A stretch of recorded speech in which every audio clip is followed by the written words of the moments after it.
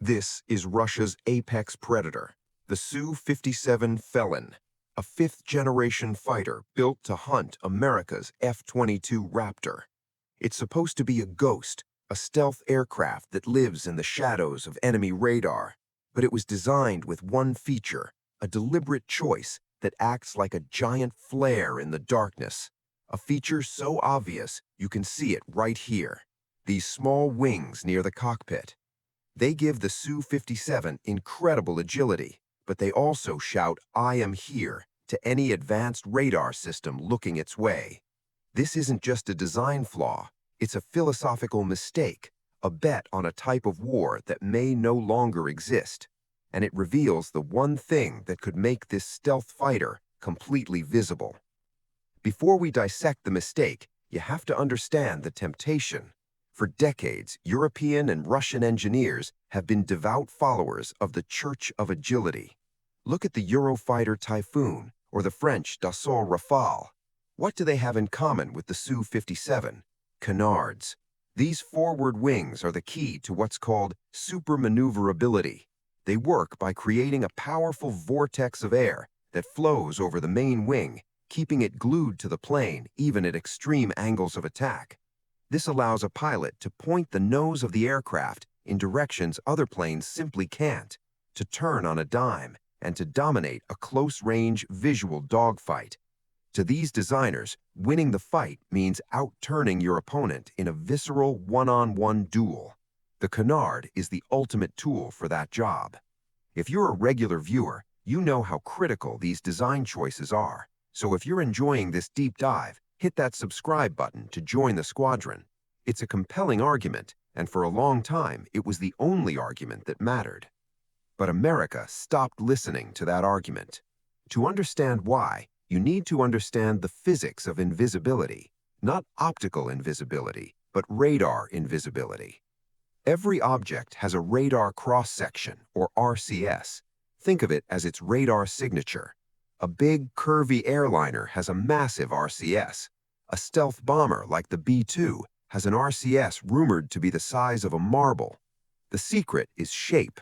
Radar works by sending out energy and listening for the echo.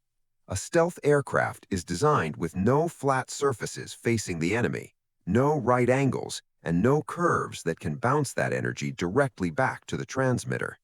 Every edge, every panel, every surface is angled precisely to deflect radar waves away, like a slanted mirror reflecting light somewhere else. The goal is to make the echo so faint it gets lost in the background noise. It's a science of angles. And this is where the canard betrays the promise of stealth. By their very nature, canards are a right-angle corner where they meet the fuselage. In radar physics, this is a corner reflector, one of the most efficient ways to bounce energy directly back to its source. It's like putting a bicycle reflector on a ghost. Second, they have to move. To provide that incredible agility, they are constantly adjusting their angle. A moving surface is poison to a stable stealth profile.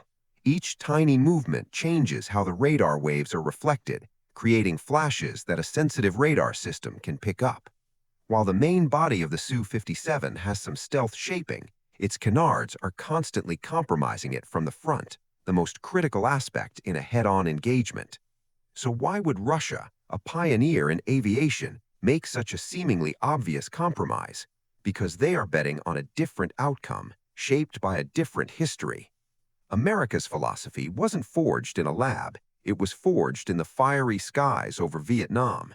The U.S. entered that war with the F-4 Phantom, a technological beast. It was faster, more powerful, and had better radar than the North Vietnamese MiGs. On paper, it was unbeatable, but the rules of engagement often required visual identification, forcing the F-4s into close-range, turning dogfights with smaller, nimbler MiG-17s and MiG-21s. The U.S. technological advantage was nullified. It was a knife in a phone booth, and American pilots were paying the price. The lesson was brutal and clear. Possessing the superior aircraft is meaningless if you allow the enemy to drag you into their kind of fight. That lesson gave birth to a new American doctrine, Beyond Visual Range Combat, BVR. The goal is simple and ruthless. Win the fight before it ever becomes a fight. See the enemy first, shoot the enemy first, kill the enemy first. The entire objective is to destroy the opponent from so far away that they never have a chance to see you, let alone get into a dogfight. This philosophy drove every major American fighter program that followed. It led to the F-15 Eagle with its powerful radar and long-range missiles, and it reached its absolute zenith with the F-22 Raptor. The Raptor is not a dogfighter, it's an assassin built for one purpose: to execute the BVR doctrine perfectly. Look at the F-22. Notice what's missing? No canards. The entire aircraft is a physical manifestation of the BVR doctrine. Every single line and angle is obsessively optimized for stealth, particularly from the front. The wings and tail fins have identical sweep angles. The edges of every panel, from the weapon bays to the landing gear doors, have a sawtooth pattern to scatter radar. Nothing is left to chance. The designers at Lockheed Martin made a conscious choice. They sacrificed the raw, turning agility that canards provide because, in their doctrine, if an F-22 pilot finds themselves in a visual range dogfight, something has already gone wrong. They gave up a tool for winning a knife fight in order to build a better sniper rifle. But what happens if something does go wrong? What if an enemy gets close? The F-22 has an ace up its sleeve, a technology that gives it incredible maneuverability without compromising its stealth: two-dimensional thrust vectoring. The nozzles on its two massive engines can move up and down independently. This allows the pilot to literally point the engine's thrust, using raw power to force the nose of the jet where it needs to go. It can achieve astounding angles of attack, performing maneuvers like the Cobra or the J-turn that seem to defy physics. While canards use aerodynamics to gain agility, the F-22 uses brute force. It's a different path to the same end, but one that doesn't require radar-reflecting surfaces on the front of the aircraft. It's the perfect backup plan for a fight the Raptor is designed to avoid. Which brings us back to the Su-57 and its very visible canards. Russian designers weren't ignorant of stealth. They understood the physics, but their philosophy, born from the legacy of incredibly agile jets like the Su-27 Flanker, is different. They believe that in an increasingly complex electronic warfare environment, pure stealth is a fragile, temporary advantage. They anticipate that future sensors, like networked infrared search and track systems, will eventually be able to detect even the stealthiest aircraft. Their bet is that the fight will inevitably merge into a visual range engagement. In their view, you need to be able to survive the initial long-range missile volley and then dominate the ensuing dogfight. So they made a compromise. They tried to build a fighter with some stealth, but that retained the super-maneuverability they believe is the ultimate trump card.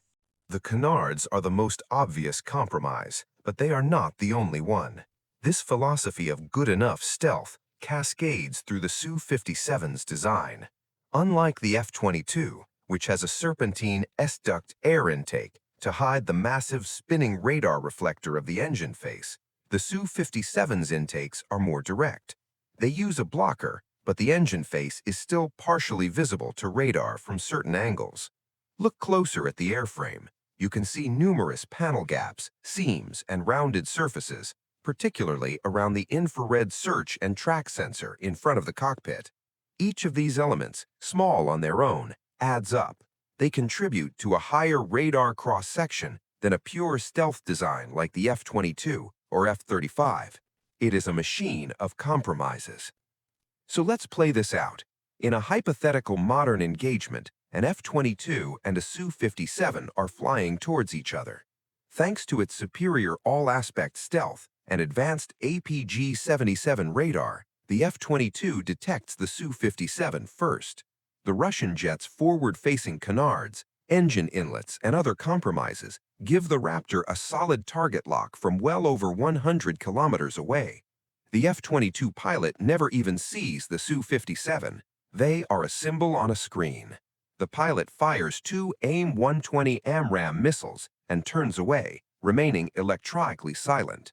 For the Su-57 pilot, the first indication of a threat is the frantic blare of their radar warning receiver, screaming that active radar homing missiles are inbound.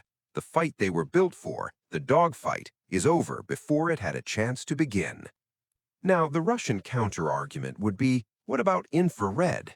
Stealth aircraft are only stealthy in the radar spectrum. They still produce immense amounts of heat from their engines and from air friction on the skin.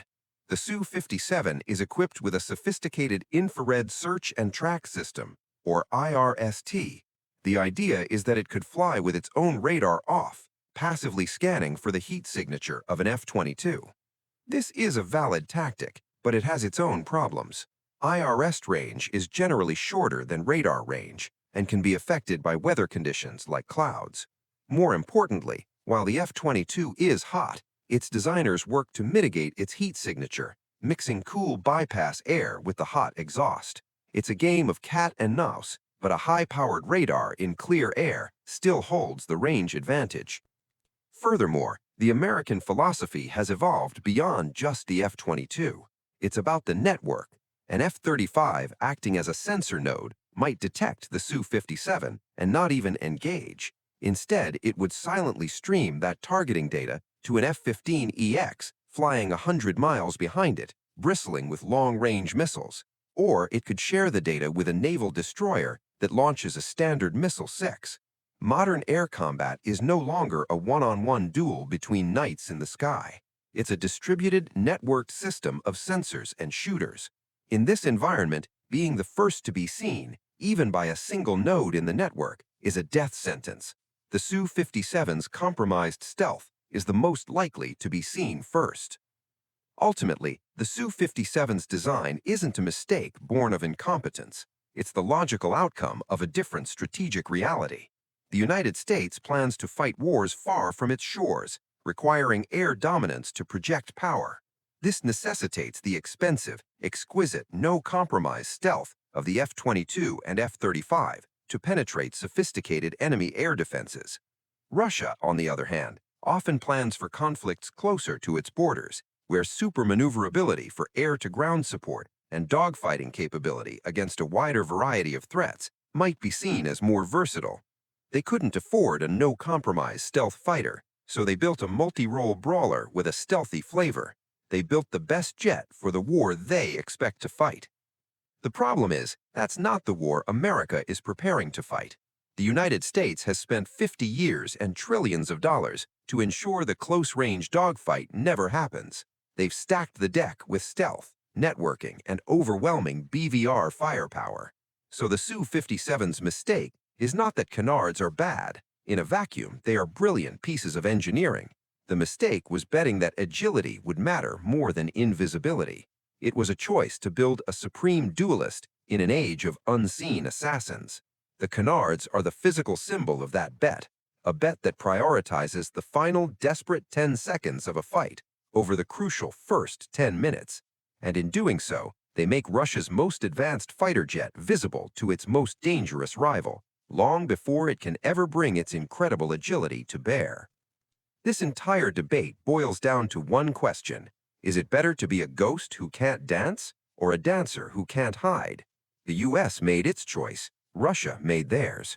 Which philosophy do you think will dominate the skies of the 21st century? Let me know your thoughts in the comments below. Thanks for watching.